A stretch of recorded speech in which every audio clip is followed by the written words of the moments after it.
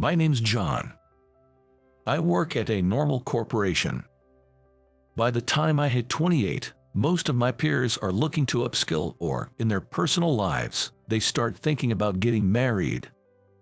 It's not that I lack ambition, but I feel like if I can maintain a stable lifestyle by doing my job decently, that's good enough for me.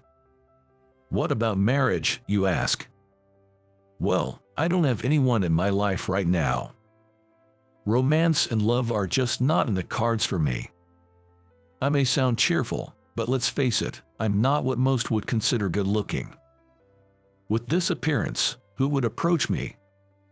But I guess to my parents, I might still look cute. Growing up, I was always told how adorable I was. So, I never really thought of myself as unattractive. But that changed in the 4th grade. That was the first time someone mocked me, saying, "You're so ugly." That day, I went home and asked my mom, "Am I ugly?" And my usually cheerful mom, her face went red with anger, who said that, about my precious, adorable son. I was shocked by how fiery she became. "You look just like your dad, and it makes you even cuter," she said, hugging me and patting my head. But as time went on, I started to realize that I might not be that handsome after all. I've been told I look like my dad. Growing up, neighbors and mom's friends would often say, "You look just like your dad." Back then, I was proud to resemble my strong dad, but I guess they didn't mean it in a good way. Now, my mom, she's incredibly beautiful. Long eyelashes, a perfectly straight nose, and she looks so young that sometimes people think she's my sister. My dad, on the other hand, a rugged kind of look. It's pretty obvious who I take after. It really hit me during my teenage years. Looking in the mirror, I'd noticed my eyes resembled my mom's, but overall, I looked just like my dad. That was also when I realized how low I ranked in terms of looks. But even in my teenage years, I had crushes. I once mustered the courage to confess my feelings to a girl named Nancy. But it hurt when she turned me down. "You're such a kind person, John, but I'm sorry." I was turned down. I later found out the reason she declined was indeed my looks. And soon after, Nancy started dating the most handsome guy in class. By that time, when I looked in the mirror, I could clearly see I'm definitely not like that guy. But you can't change your face. Sure, I've had my moments of self-consciousness, but if I don't focus on romance, it's no big deal. And here I am, already 28. I've pretty much given up on the idea of marriage. What about my dad, you say? Well, he just got extremely lucky. Not only did he get married, but he also won over a beauty like my mom. And if anyone's more smitten, it's my mom. My husband is the most handsome man in the US, no, in the whole world. I grew up hearing that all the time. And she still says it, with a kind of love that's almost unfathomable. I'd say he's head over heels for her, in a way that's downright baffling. It's nice that they get along well, but honestly, I doubt anyone would ever feel that way about me. Even though I'm not the best looking, I'm grateful for being cherished as much as I am. Such is my life as a working professional. Of course, I'm diligent in my duties, but sometimes the office buzz can be a bit much. "Hey John, got a moment?" she called, and I quickly rushed to her desk. "Sorry, can you sum this data up ASAP? I want to head to the client by early afternoon. Also, John, you'll be joining me. Thanks." Before I could even reply with understood, Michelle was off. Then from around, I heard, "Lucky you." What, aren't I the chosen one today? Damn, John's the one today. Jealous. Such envious voices centered on me. Today, by chance, Michelle called for me. But whoever gets called by her becomes the envy of the office. Just the sound of her calling someone's name, and all eyes are on her and that person. But it's mostly the male staff doing the looking, The female staff just give the men a cold look. Occasionally, there's a sigh from the women, seemingly bewildered by the scene. Reason being, Michelle is a striking beauty with a fine complexion, clear features, and a petite face. Be it in the office or downtown, I doubt any man can resist a second glance. She's friendly, highly skilled, and efficient. She's adored even by the female staff and is quite the office icon. "John, we may have an early lunch, but would you like to join me? We can head to the clients afterward." I responded, quickly packing the necessary documents into my bag. No way, lunch with the manager makes me jealous. Just being invited to lunch by Michelle, and everyone's gaze felt even more piercing. But I couldn't let it bother me. "Excuse me, I'll be back." Nodding to a senior I met eyes with, I quickly followed her. When you share tasks with Michelle, occasionally, you get to have lunch together. Everyone's waiting for their chance, and I'm well aware. Such was her popularity in the office. Of course, I respect Michelle and think she's pretty, but not anything beyond that. Because I doubt she'd ever see someone like me in a romantic way. But it's not all fun and games at work. One day, an issue arose at work. A problem that angered a client. Debate raged about who caused the issue, with senior staff passing the blame. As the argument heated up, somehow, I was made the scapegoat. Honestly, I was barely involved, and a senior was the one who messed up. With other tasks on my plate, squabbling over this seemed pointless. Being the junior in the team, I thought it best to just shoulder the blame. "It was my mistake, I'm sorry." I went to apologize to the section manager. "Oh, you again," he said, giving me a stern reprimand. Meanwhile, Michelle, who'd been out, seemed to have returned and overheard our conversation. "Excuse me, section manager, is this about the complaint from Company A?" I turned to see Michelle standing behind me. As the section manager confirmed, she nodded a few times, sighing deeply. "Section manager, you're reprimanding the wrong person." After Michelle said that, she briefly told the section manager everything she knew and who had mainly caused the problem. As soon as the section manager's anger shifted, Michelle turned to the seniors. "You guys, aren't you ashamed to push it onto a junior colleague? You only take credit for the good parts and need to stop covering your own backs." Her voice echoed. "You all need to reflect on this and go apologize to the client directly, got it?" When Michelle said that, the seniors weakly replied, "Yes." As I stood in front of the section manager's desk in shock, Michelle turned this way and said, "Section manager, I'll take John out for a bit. Please take care of the rest." Then she told me, "Let's go," and physically took me away from that spot. I admired Michelle's retreating figure. I quickly followed her. From behind, I could hear the section manager yelling at the seniors. "Michelle, thank you. But why did you say it wasn't me?" I leaked my true feelings, thinking that if she had left it alone, only I would have been scolded. "I have an idea why you took the blame, even if it's just a guess, but you can't keep cleaning up after your seniors." She had known I was trying to take the blame. When she pointed that out, my eyes widened. Apparently, she had noticed some time ago that I was taking care of the aftermath. However, she didn't have concrete evidence and was watching the situation for a while. I found it strange.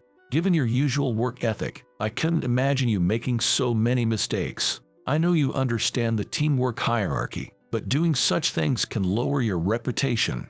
Michelle reprimanded me. "Your kindness isn't meant to be used like that, you know, but really, you haven't changed since then." While I was looking down, reflecting, she mentioned "since then." I wondered what she meant and looked at her face, asking, "Huh? I can't forget those times." She said with a slight smile and began to explain.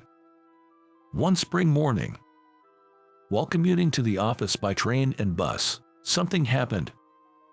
On a crowded bus, as it reached a certain bus stop, a passenger trying to get off didn't know how to pay the fare.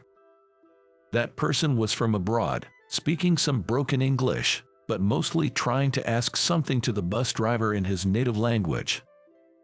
The bus driver didn't understand, and the passenger seemed troubled. While everyone silently watched, someone from the middle of the bus said, "Excuse me." Moving forward while apologizing, that man explained to the passenger how to pay the fare. Thanks to that, the passenger was able to get off the bus without much delay. Then, on another morning, amidst the busy hustle and bustle, a boy in an elementary school uniform was crying loudly. Suddenly, the same man who had helped the passenger from abroad on the bus quickly approached the boy and asked, "What's wrong? Did something happen?" He knelt down to the child's level and spoke with a smile. "Let's go to that police officer over there. It's okay, they'll help us. Let's go together, okay?" While reassuring the anxious child, the man led him to the police office. Even during the busy morning rush hour, he calmly handled everything without getting flustered. She was seemingly really impressed, thinking I couldn't do that.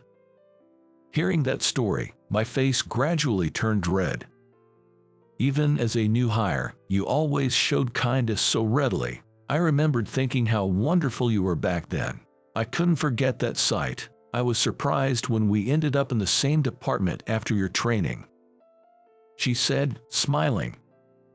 "It was definitely you, right, John? I've noticed you helping out others a few times since then." The thought of being watched without realizing it made me feel a bit embarrassed. As we were chatting and walking, before we knew it, we'd reached the company's lobby. "We've come all the way here. Since we sneaked out, why not go grab a coffee? Treating you to a cup won't make up for everything, but allow me to buy you one. Actually, as many as you want." I realized she had probably intended to take me out all along. Even if you're not the one making a mistake, being berated can wear you down. Perhaps she saw I was upset and wanted to cheer me up. After that incident, she watched over me even more, ensuring that I was never at a disadvantage. I don't mess up all that often, but when the seniors who used to be able to hide their mistakes started slipping up, their errors became more noticeable. Around that time, I had begun working more with Michelle due to the progress of my work and departmental assignments. Consequently, the number of times Michelle called for me increased. Despite feeling the gaze of my peers and seniors, I kept my focus on the task at hand. Why is it always John? That's just not fair. We're definitely better looking. I should be the one next to Michelle. But she's 8-1. Michelle never accepts our invitations to go out for drinks. I was about to head into the break room for some coffee when I overheard these conversations from my seniors and colleagues. I hesitated, not sure if I should walk in. As I pondered what to do, scratching my head, I heard footsteps from behind. "All right, you folks, if you've got time to chat here, get back to work." She clapped her hands, signaling everyone to leave. The guys murmured, "Oh, shoot," quickly extinguishing their cigarettes and rushing back to their desks. Michelle caught my eye as I watched the entire scene. "Did I scare you a bit?" she asked, playfully sticking out her tongue with a shy grin. Both of us grabbed our coffees, and just as we were about to get back to work, she said, "Oh, John, are you free tonight? How about we grab dinner? We worked really hard yesterday, so it's kind of a thank you dinner. What do you say?" Invited by Michelle, I decided to join her for dinner. She has this habit of treating her subordinates to meals after finishing big projects. Given that I often work alongside her, we've had dinner a few times. Remembering the conversation from the seniors earlier, I thought it best to keep this dinner a secret. And on our way back from dinner, instead of heading straight to the subway, Michelle suggested, "How about we chat a bit more in the nearby park before heading home?" I thought she wanted to discuss work for the next day. We sat on a bench in the park, toasting with coffees we'd bought from a vending machine. I took a sip, waiting for her to speak. But she just stared ahead, showing no sign of starting a conversation. After a while, she turned to look at me, silently studying my face. "Is everything okay, Michelle?" When I called out like that, she let out a sigh. "It's tough, isn't it? Even with all this effort to get noticed, it goes unnoticed." Confused, I must have looked like a question mark just popped above my head. Not sure if she noticed my puzzled face, she continued. "Well, I've always been focused on work, and it's been a long time since I've felt this way. But what about you, John? I know I'm older, but you probably prefer someone younger, right?" I tried to understand the meaning of her words, intently gazing into his eyes, but as usual, she was also staring right back into mine. Our eyes locked, and I was taken aback by her sparkling eyes and slightly blushed cheeks. But then she dropped a bombshell. "John, I like you, and I mean, as more than just a workmate. Would you ever consider someone like me?" Feeling my heart race, my mind went completely blank. I could barely replay Michelle's words in my head. "What? Are you serious?" Upon finally grasping what she had said, I let out a yell and involuntarily leaned backward. "Wait, this isn't some sort of prank, right?" It would be rather rude to assume, but I couldn't help but ask. Seeing my astonished face, Michelle laughed. "I guess you really didn't see it coming." Are you for real? I mean, hold on, does this mean?" I was probably the most flustered I had ever been in my life. "Do you believe me now?" She gently took my trembling hands with both of hers. I could feel my face turning bright red. Are you blushing? That's so cute. You look even more adorable." "Wait, cute? This isn't some sort of joke." "Why me? Tell me, you're very cute. But more importantly, I love how genuine and kind you are. Do you not like me?" "No, it's not that. I mean, I feel like I don't deserve someone like you. But my body can't lie." My hands had gripped her hands back. But then reality hit me. "Hold on a second, Michelle, think about it. People are going to see us and think it's like Beauty and the Beast. You have no idea how gorgeous you are. And me, I feel so undeserving standing next to you." When I said that, the strength of Michelle's grip weakened, and a troubled look crossed her face.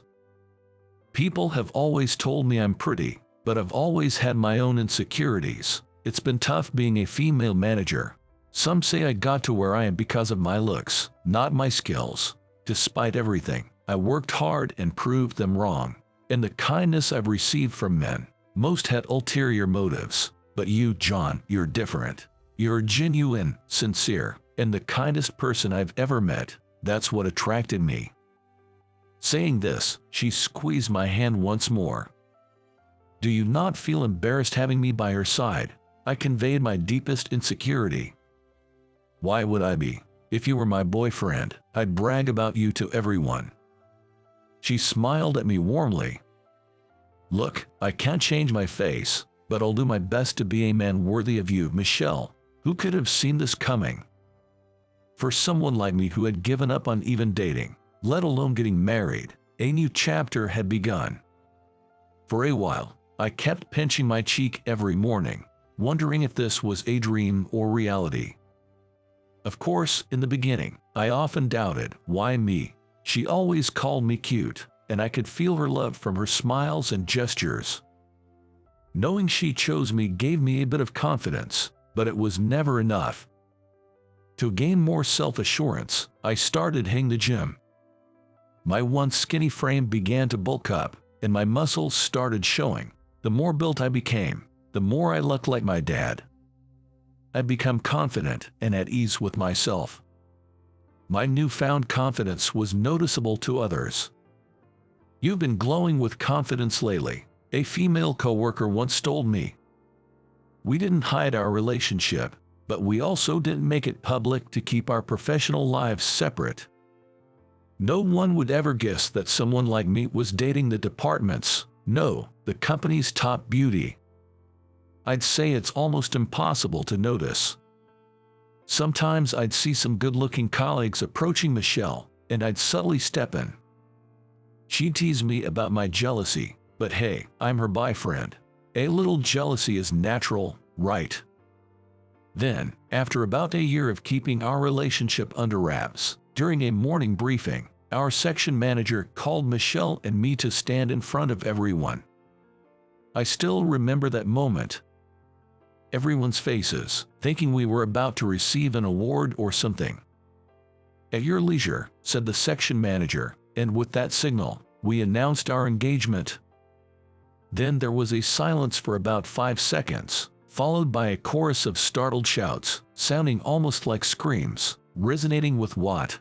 Michelle, trying to lighten the mood, said, "For professional reasons, I'll keep my last name as Taylor. Thanks for understanding." But as they saw the ring shining on her left finger, a few male colleagues looked as if they were about to faint.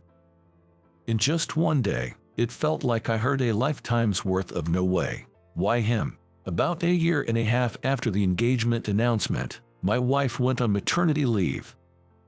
By that time, I had gained confidence, and my work performance improved significantly. Of course, I no longer had to clean up after my colleagues. The label of being incompetent was shed with my accomplishments, and the misunderstandings with my bosses were cleared up. After her maternity leave, I was promoted as manager. Work's going great. And home life, absolutely wonderful. The unexpected joys that came into my life have warmed my entire being.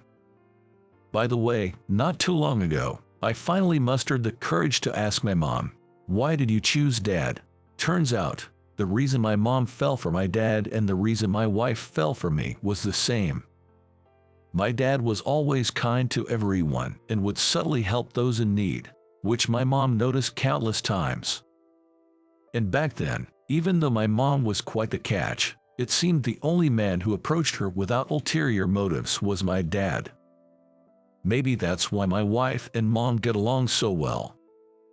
Now, instead of a mother-daughter relationship, they seem more like best friends.